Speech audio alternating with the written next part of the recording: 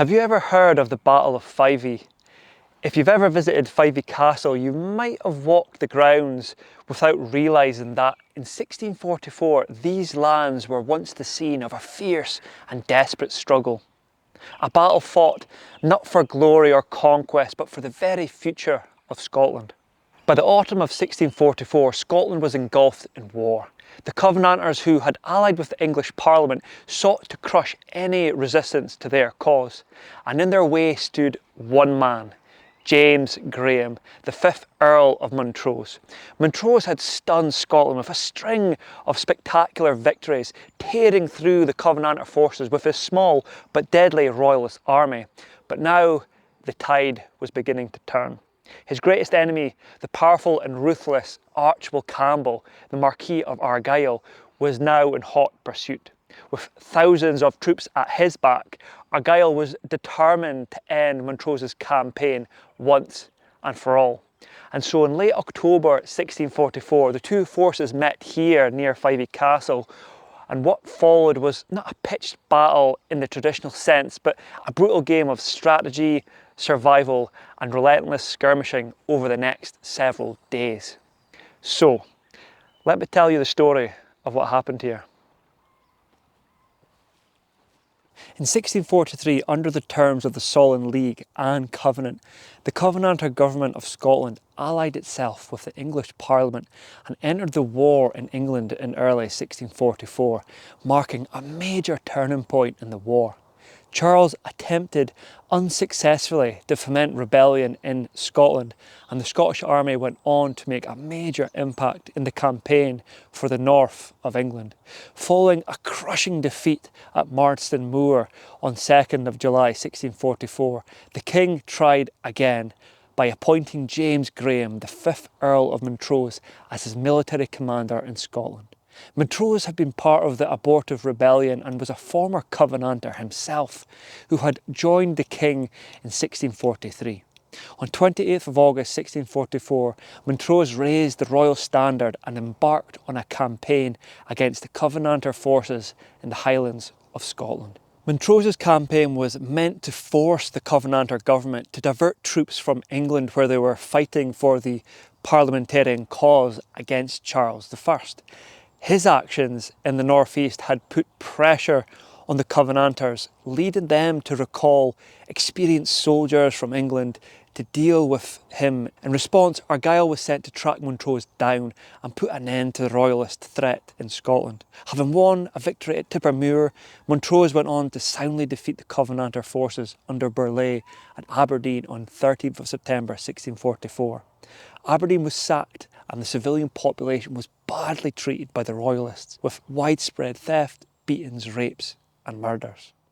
Montrose then withdrew his forces on 16th of September to Rothiemurchus, which was near Aviemore. The Marquis of Argyll, chief of Clan Campbell and commander of the Covenanter forces, pursued him with 3 regiments of Highland levies and 2 regular regiments from Ireland, a force which was estimated to be around 4,000 infantry. His cavalry numbered around 900 in all. One troop was detached shortly afterwards and replaced by a 3rd regiment of regular infantry.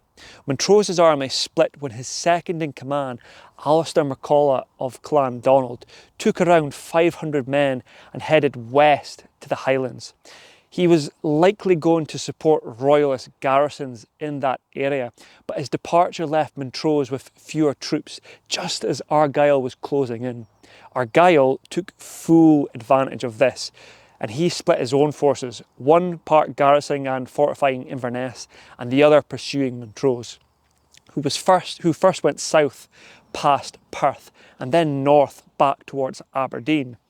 His route was blocked at Brigadier by Ramsay, who was a Covenanter commander, forcing him to cross further west at the Mills of Drum. From there, he marched north to Strathbogie, where he managed to recruit several hundred Highlanders to bolster his forces. Meanwhile, on 24th of October, Argyll arrived in Aberdeen and resumed his pursuit the following day. Montrose then moved towards near Fyvie which was in Turriff, Aberdeenshire, on 26th of October, either because he had heard that Argyll was in pursuit again, or because he needed to seek provisions for his forces, or from the twin desires of saving the lands of Huntly from ravage by Argyll and finding food for his army. Whatever his reasons, his intelligence was actually pretty poor, and Argyll took him by surprise at Fyvie on Monday, 28th of October. The Battle of Fyvie is very significant, as it's one of the Marquis of Montrose's string of victories on behalf of Charles I in aid of the Royalist cause, and one of only 2 of his victories won without the aid of his Irish ally, Alistair MacColla of Clan Donald. The Battle of Fyvie is also notable as it being one of the very few battlefields within the British Isles with surviving field fortifications from the day of the battle. The 2 armies then met at Fyvie Castle in Aberdeenshire, where Montrose was entrenched on high ground above the castle. The Royalist army was commanded by Montrose and the Covenanter army by the Marquis of Argyll, and it must have amplified the battle, as the 2 leaders were apparently known to have hated each other. And this rivalry between James Graham, the 5th Earl of Montrose, and Archibald Campbell, the 8th Earl of Argyll, ran deep and was driven by both personal and political reasons. Although Montrose had once been a Covenanter himself, he grew apparently increasingly disillusioned with the direction the movement took under Argyll's leadership. And Montrose believed that Argyll was actually motivated by his own personal ambitions, pushing his own agenda rather than actually serving the greater good of Scotland. So the shift in priorities led Montrose to fear that Argyll sought to establish a kind of a Presbyterian oligarchy that would give him pretty much unchecked power. So for Montrose, this was a betrayal of the original Covenanter ideals, and it just pushed him further and further away from the movement. On the other hand, Argyll saw Montrose's shift to the Royalist cause as pretty much nothing short of treason, which just deepened the hatred between the 2 men. In this battle, Montrose had mainly infantry, including Colonel O'Cahon's Irish troops. He had a very small number of cavalry, and the Earl of Argyll had infantry and cavalry, with apparently a much larger force than Montrose. Montrose's army varied in size, it depends on which source you look at, but most accounts suggest he had around 1,500 foot soldiers and no more than around 50 horse. And then some other historians believe his numbers were closer to 1,800, though this may have included baggage horses, while others suggest he had 1,600 and then 1,700, including a small troop of dragoons. On the lower end, some estimates put his force at even just 1,000 foot and 50 horse. But if you take all this into account, Montrose is likely to have commanded an average of around 1,500 to 1,600 men. Estimates of the Marquis of Argyll's Covenanter army also vary, but most accounts place his force between 2,000 and 3,000 foot soldiers, supported by a significant cavalry force ranging from around 800 to 1,200 horse. Some reports, based on intelligence gathered by the Royalists, suggested his numbers were even higher, while others recorded a more modest force of around 1,600 foot and 800 cavalry.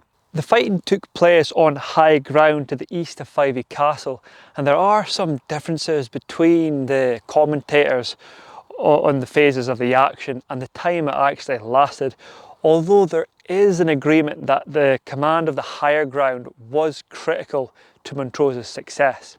Wishart, who was a friend and supporter of Montrose, thought that it would have been madness for Montrose to have gone onto the lower ground with such a small force.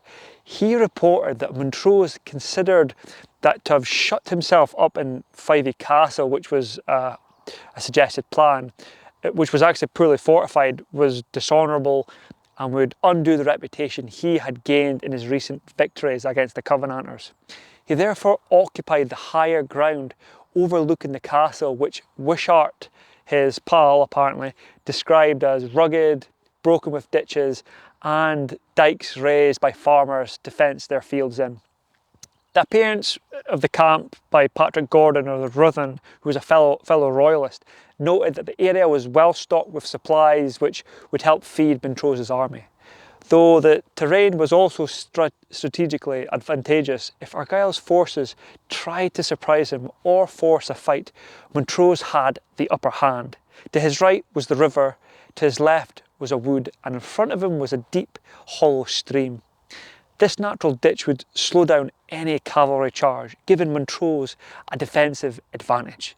It was also reported that Montrose was facing southwards, but as Argyll's cavalry was quartered around Rothiemurchus and Auchterless, which was west of Fyvie, this initial position was abandoned in favour of a westward facing one on the higher ground overlooking the castle.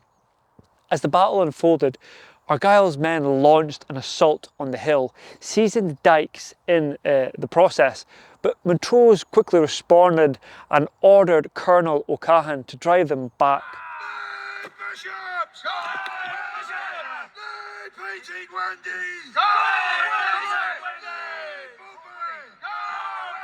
Against superior numbers of foot and supporting cavalry, O'Cahan's men pushed forward and not only reclaimed the position but also captured some much needed bags of powder, which was an unexpected stroke of luck for Montrose, who was actually running low on supplies at the time.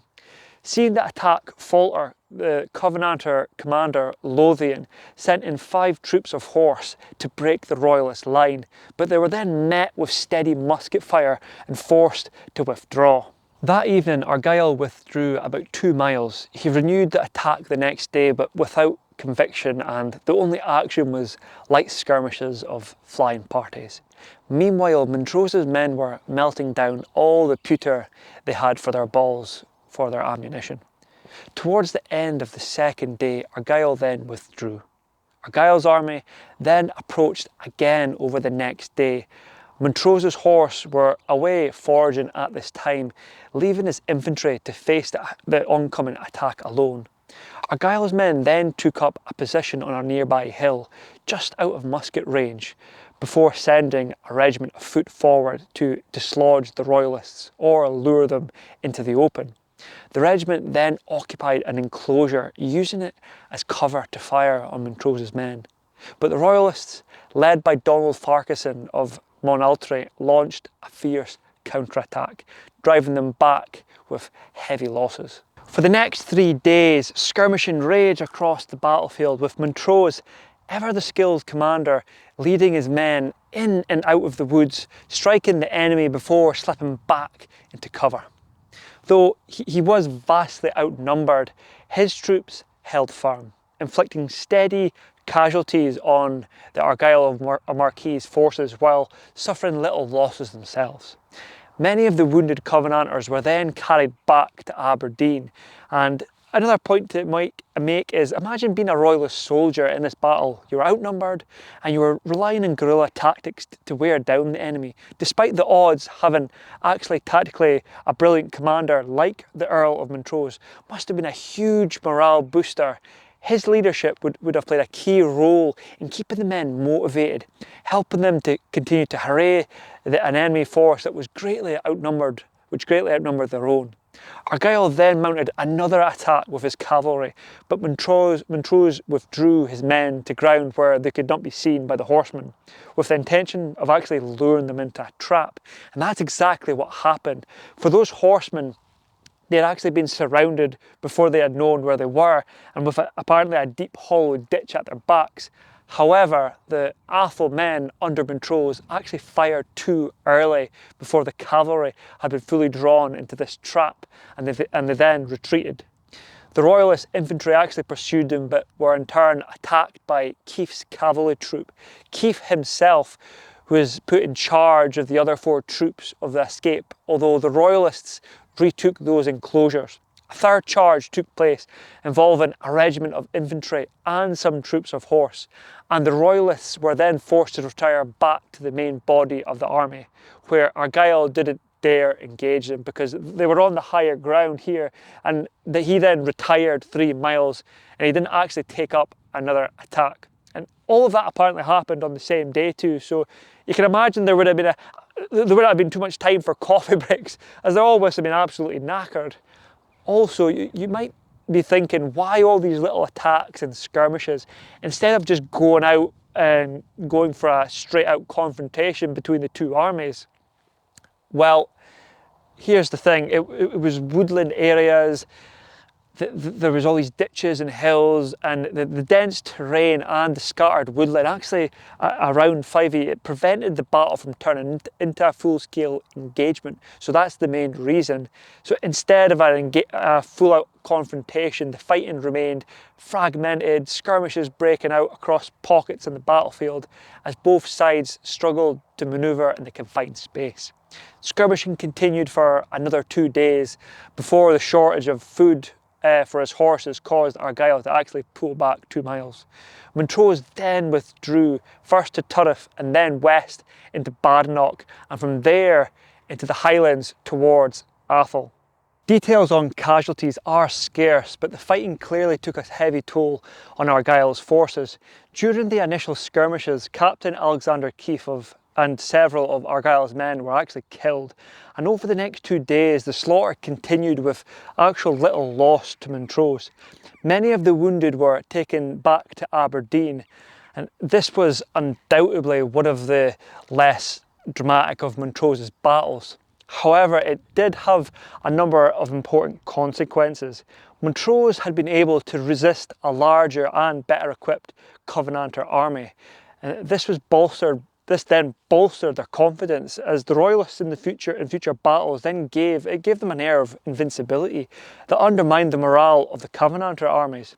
In addition, drawing off Covenanters' support from England was one of Montrose's campaign's main goals, which he definitely achieved following the Battle of Fyvie, with the Covenanter government of Scotland forced to then recall experienced troops from England to Scotland under the command of Lieutenant General William Baillie. After this battle, Montrose's forces began to fragment, their cohesion weakening. Though the Royalists had managed to hold their ground, they were now effectively contained within the Highlands, unable to continue their campaign. This shift marked a significant turning point for Argyll, who, despite the heavy losses, had partially succeeded in limiting Montrose's reach. Yet the overall outcome remained kind of unclear of this battle, as both sides suffered and the true victor of the battle was still up for debate. So I'll let you decide who you really think won this battle, so let me know in the comments section what you think. So thanks for watching, folks. I hope you enjoyed the story. This video is the first video in a series of videos that I plan to do on the Covenanter Wars, covering all the key battles and events of the wars of the three kingdoms that involved Scotland, as well as subsequent Covenanter conflicts. So stay tuned for more videos of this series to come out over the next few weeks and months. And also, please don't forget the usual, drop a like, subscribe to the channel, and importantly, leave a comment as a sacrifice to the algorithm. Comments are what really help YouTube videos grow. So if you like the video, leaving a comment shows your support to me and helps the video perform way better. So whether it's a suggestion for the next video, something I missed in this video, or just a general question, feel free to drop a comment. Good, bad, funny, or even something that's a little bit silly or stupid. I don't care. Just leave a little comment for your pal Nico here.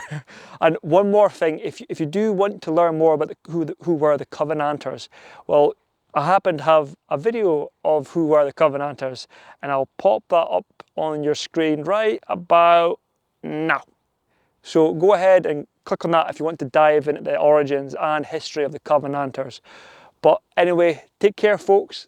Thank you for watching, and I'll see you in the next video.